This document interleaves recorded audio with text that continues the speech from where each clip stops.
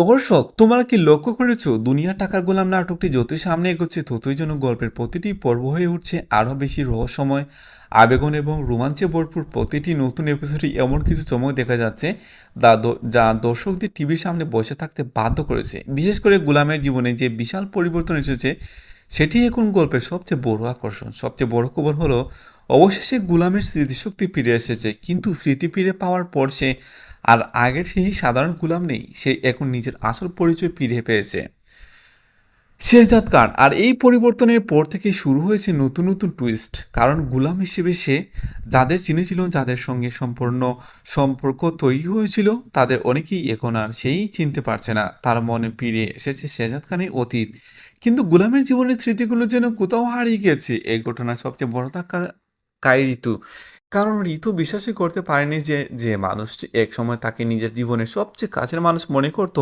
সেই মানুষটি আজ তাকে একেবারে অচেনা করলে দূরে সরিয়ে দেবে। ঋতু বারবার শেহজাদের সামনে দাঁড়িয়ে তাকে বোঝানোর চেষ্টা করে, আমি ঋতু, তুমি আমাকে ভুলে গেলে কীভাবে? কিন্তু শেহজাদ খান অবাক চোখে তার দিকে তাকিয়ে থাকে।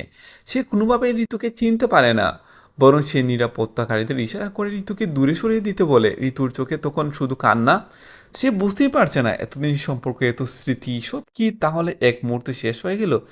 নিজের ভেঙে যাওয়া মন নিয়ে সে বাড়িতে ফিরে আসে। বাড়িতে ফিরতেই ঋতুর বাবা বুঝতে পারেন বিয়ের মুখে গভীর কষ্টের চাপ। তিনি উদ্বিগ্ন হয়ে জিজ্ঞাসা করেন, কি হয়েছে মা, তুমি এত ভেঙে পড়ছো কেন? তখন কান্না জড়িত কণ্ঠে ঋতু বলে, বাবা, গোলাম আমাকে চিনতে পারছে না, আমাকে নিজের সামনে থেকে তাড়িয়ে দিয়েছে। মেয়ের মুখে এই কথা শুনে ঋতুর বাবা স্তব্ধ হয়ে যান। তিনি বিশ্বাসই করতে পারেন না যে এমন এক ঘটনা ঘটতে পারে। তিনি ভাবতে থাকেন স্মৃতি ফিরে পাওয়ার পর একজন মানুষের মধ্যে এত বড় পরিবর্তন কিভাবে সম্ভব। তিনি সিদ্ধান্ত নেন বিষয়টি আরও ভালোভাবে জানার চেষ্টা করবেন। অন্যদিকে হাসপাতালের কেবিনে বসে শেহজাদ খান একের পর এক গুরুত্বপূর্ণ তথ্য জানতে থাকে, কিন্তু হঠাৎই সে বুঝতে পারে তার নিজের মেয়ের কোনো খুঁজে পাওয়া যাচ্ছে না। এই খবর শুনে তার ভেতর বাবার উদ্বেগ তীব্র হয়ে ওঠে। সে নিজের অসুস্থতার কথা ভুলে যায়। চিকিৎসকেরা তাকে বিশ্রাম নিতে বললেও সে আর এক মুহূর্ত হাসপাতালে থাকতে রাজি নয়। ঠিক সেই সময় তার বিশ্বস্ত অভিযোগী সাপি দ্রুত হাসপাতালে এসে জানায় কিছু গুরুত্বপূর্ণ তথ্য পাওয়া গেছে। খবরটি শোনার সঙ্গেই সঙ্গেই শেহজাদ খান হাসপাতালের পোশাক পরেই উঠে দাঁড়ায়। নিরাপত্তাকারীদের সঙ্গে নিয়ে সে বেরিয়ে পড়ে নিজের মেয়েকে খুঁজে বের করার উদ্দেশ্য। এরপর শুরু হয় এক দম বন্ধ করার অনুসন্ধান। শহরের একের পর এক জায়গা খুঁজে চালানো হয়। শেষ পর্যন্ত সূত্র মিলতে শুরু করে একটি বস্তিতে। শেহজাদ খান নিজেই সেখানে পৌঁছে প্রতিটি গড় প্রতিটি গলি তন্ন তন্ন করে খুঁজতে থাকে। তখন তার চোখে তখন শুধু একটাই লক্ষ্য, নিজের মেয়েকে ফিরিয়ে আনা। অনুসন্ধানে এক পর্যায়ে সে সেই মহিলাকে খুঁজে পায়, যখন যিনি এতদিন শিশুটিকে লুকিয়ে রেখেছিলেন। শেহজাদ খান রাগে কাঁপতে কাঁপতে জিজ্ঞাসা করে, আমার মেয়ে কোথায়? বইয়ে কাঁপতে থাকা মহিলাটি জানায়, আপনার মেয়ে কিছুক্ষণ আগেও আমার কাছে ছিল, কিন্তু এখন আর নেই, তাকে দাউদ খান জোর করে নিয়ে গেছে। এ কথাটা শুনেই শেহজাদ খানের রাগ যেন বিস্ফোরিত হয়ে যায়। সে বুঝে যায় আর সময় নষ্ট করলে চলবে না। ঠিক তখনই সেখানে ফাতেমা এসে পৌঁছায়। পরিস্থিতি বুঝে সে শেহজাদের পাশে দাঁড়ায়। দুজন মিলে দ্রুত পরিকল্পনা করে দাউদ খানের আস্তানায় যাওয়ার পর সিদ্ধান্ত নেয়। এরপর শুরু হয় নাটকের সবচেয়ে উত্তেজনাপূর্ণ অধ্যায়। শেহজাদ খান তার বিশ্বস্ত বডিগার্ডদের নিয়ে দাউদ খানের ঘাঁটি ফিরে ফেলে।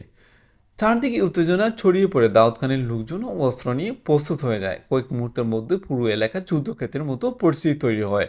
শেহজাদ খান কোনো ভয় না পেয়ে সরাসরি ভেতরে ঢুকে পড়ে। দাউদ খানের সামনে দাঁড়িয়ে সে বন্দুক তাক করে বলে, আমার মেয়ে কোথায়, এখনই ফিরিয়ে দাও। তার চোখের আগুন যেন দেখে দাউদ খান কিছুটা ভয় পেয়ে যায়। পরিস্থিতি নিজের নিয়ন্ত্রণে বাইরে চলে যাচ্ছে বুঝতে পেরে সে শেষ পর্যন্ত শিশুটিকে সামনে নিয়ে আসে। দীর্ঘ সময় উদ্বেগ আর অপেক্ষার পর অবশেষে নিজের মেয়েকে ফিরে পায় শেহজাদ খান। নিজের সন্তানকে বুকে জড়িয়ে ধরে সে আবেগে ভেঙে পড়ে। পাশে দাঁড়িয়ে থাকা ফাতেমার চোখে জল চলে আসে। এতক্ষণ সে উত্তেজনা ছিল, সেই মুহূর্তে তা পরিণত হয় আবেগন দৃশ্য। তবে এখানে কি সব শেষ? একদমই নয়, কারণ সামনে অপেক্ষা করছে আরও বড় রহস্য। ইতুর সঙ্গে শেহজাদের সম্পর্ক কি আবার আগের মতো হবে? শেহজাদ কি কোনোদিন গোলাম হিসেবে কাটানোর দিনগুলো স্মৃতি ফিরে পাবে? দাউদ খান কি এত সহজে হার মেনে যাবে, নাকি নতুন কোনো ষড়যন্ত্র নিয়ে আবার ফিরে আসবে? আর ফাতেমার ভূমিকা আগামী দিনের ঠিক কতটা গুরুত্বপূর্ণ হয়ে উঠবে, এসব প্রশ্নের উত্তর মিলবে আগামী পর্বগুলোতে। তাই কোনো পর্ব মিস করবেন না। আপনাদের কি মনে হয়, শেহজাদ খান কি আবার ঋতুকে চিনতে পারবে, নাকি তাদের সম্পর্ক চিরদিনের জন্য বদলে যাবে? আপনাদের মতামত অবশ্যই কমেন্টে জানাবেন। আর দুনিয়ার টাকার গোলাম নাটকের প্রতিদিনের নতুন আপডেট বিশ্লেষণ এবং আগামী পর্বে বিস্তারিত জানতে এখনই আমাদের চ্যানেলটি সাবস্ক্রাইব করুন। ভিডিওটি একটি লাইক দিন এবং বেল আইকনটি অন করে রাখুন। সবাই ভালো থাকবেন, আবার দেখা হবে নতুন আপডেট নিয়ে। ধন্যবাদ।